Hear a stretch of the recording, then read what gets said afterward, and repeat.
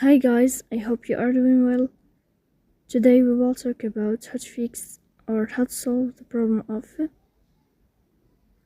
restricted account on the application of Gmail. You will enter to settings.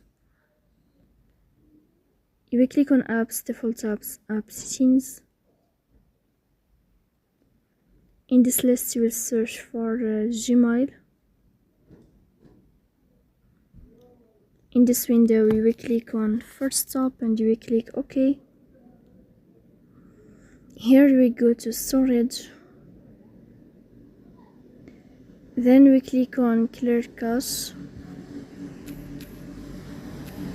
In the end you will turn off your phone and you will wait a moment to restart your phone again to fix that problem.